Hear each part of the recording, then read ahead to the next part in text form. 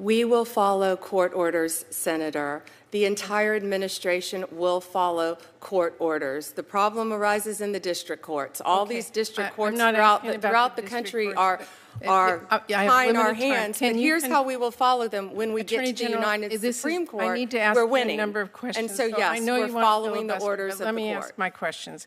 Can you confirm you will not allow any conduct like what is alleged to continue at the DOJ?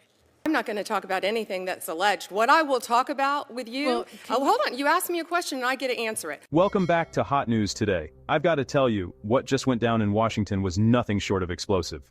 Senator Patty Murray stormed into a Senate hearing and confronted Attorney General Pam Bondi head-on, accusing the Justice Department of tossing law and order out the window and replacing it with chaos and corruption. If you think American justice is on steady ground, this exchange is about to shake that belief. We're joined by the Vice Chairman of the full committee. Senator Murray is recognized. Thank you very much, Mr. Chairman. Attorney General Bondi, we are in a deeply alarming moment where law and order is being replaced by chaos and corruption and really whatever Trump wants. And your department's independence and its capacity to do its job have eroded before our eyes. We have seen respected career officials who've been fired for doing their job. Thousands more are being pushed out with your buyouts and the threat of mass firings, and entire divisions are being eliminated. And grants have been canceled illegally. So I have questions about how and why those decisions are being made, and importantly, whether you're adequately resourcing DOJ to do its job. But before I turn to my questions, I do want to raise my alarm about the troubling pattern of trampling basic rights. Detainees, including U.S. citizens, being shipped overseas without any due process. Elected officials are detained for conducting oversight, and a U.S. senator gets tackled to the ground for asking questions at a press conference. This is not the country I know or the values I believe in, and I hope that colleagues on both sides of the aisle will agree with that. Now, to the questions. Yesterday, and I know that Senator Van Hollen raised this issue, a former DOJ attorney filed a protected whistleblower complaint accusing Deputy AG Emil Bove and senior DOJ leadership of defying court orders, including through, quote, lack of candor, deliberate delay, and disinformation, unquote. The complaint also accuses this administration of firing the whistleblower for, quote, telling the truth to the court. These allegations are deeply concerning. Now, I know you said that you can't discuss the case, but can you confirm that you agree that this administration should follow court orders? Here's how it started. Murray came in swinging. She warned everyone that what we're seeing is, quote, whatever Trump wants running the show. Career officials being fired left and right, entire DOJ divisions getting slashed, vital grants just canceled, no explanations. It gets wilder.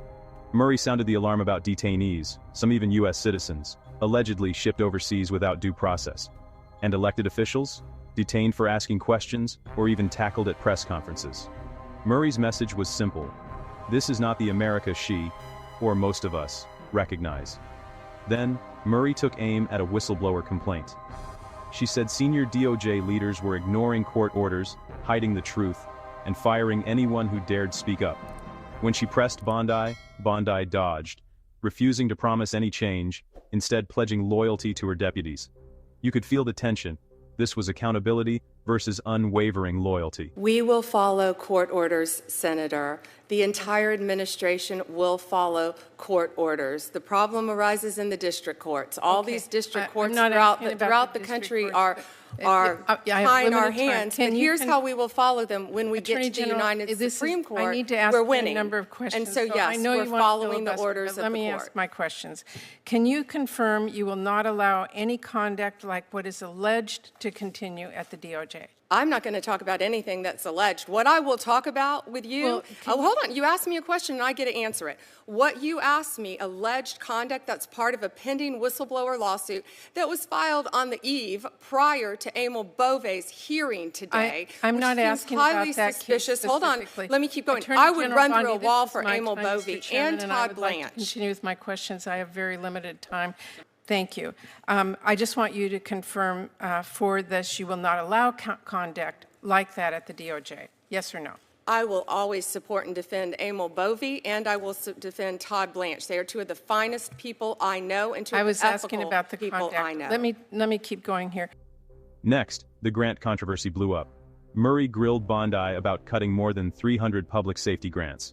grants that fight drug trafficking, support foster kids, and prosecute sexual assault. Nonprofits nationwide are already feeling those cuts. Bondi's answer? She claimed she had no idea about some of those programs, but said Murray could meet her in private. Not exactly reassuring. Now, in April, DOJ abruptly terminated over 300 public safety grants that had already gone through a very rigorous and fair and apolitical application process with no explanation. This is funding to investigate and prosecute drug trafficking, to support foster care kids who experienced abuse or neglect, to expand access to forensic exams to prosecute violent crimes like sexual assault. These really senseless cancellations have already forced public safety organizations to cut employees and services. So I want to ask you, when you cut off the community-based violence intervention and prevention initiative funding, were you aware it is used to prevent and reduce violent crime? Yeah, Senator, you weren't here for that, so I'm going to have to repeat myself. We have cut grants. I think we've cut 6%. But if we have cut a grant that you feel should not be cut, please reach out to me. I will personally look at it. We've turned multiple grants back on. Okay. We have an appeal process. But if you want to come to me directly, I would be happy to sit down with you and look at that and help you. I'm happy. I appreciate Again, we're doing everything we can. Okay. The most heated moment came over the Office on Violence Against Women. Congress made it independent for a reason, but Bondi's budget plan would fold it into a bigger office, stripping away its power. Murray said that move breaks the law and puts victims at risk. Bondi just wouldn't budge. Okay, but let me just ask you, when you cut off the expanding access to sexual assault forensic examination grant, were you aware that that grant helps our authorities prosecute rape and sexual assault?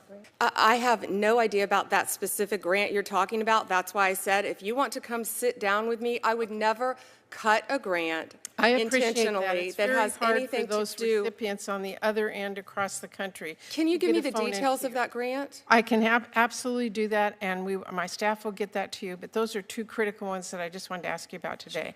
Again, we've turned many grants back on, and we'll continue to. If you want to call me and we can discuss them with you. Okay, in your budget request, you propose consolidating the Office on Violence Against Women into the Office of Justice Programs. In 2002, Congress actually codified the office as a permanent, separate, and independent office to implement the Violence Against Women Act. We did that to make sure that violent crimes against women receive the necessary attention, expertise, and resources, and to give the office a strong, independent voice within the Justice Department and federal government. Now your department wants to fade that into the OJP, which violates the intent of the law that we passed. It makes grant programs less effective, and it places a lot more barriers for victims and services they need. And I see that you're cutting the office's resources by about a third. So will you commit to us, the Appropriations Committee, to follow the law and maintain OVW as a separate grant entity?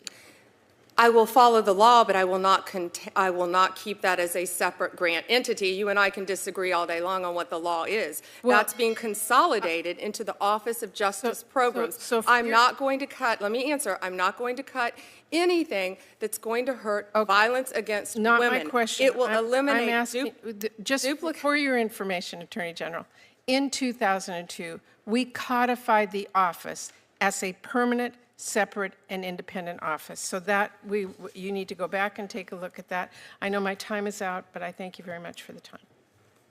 So here's my question. Is Murray right? Are we watching chaos replace order? Or is Bondi just defending the DOJ's turf? Drop your thoughts in the comments. And don't forget to subscribe to Hot News Today so you never miss the next bombshell. Thanks for watching. I'll see you in the next one.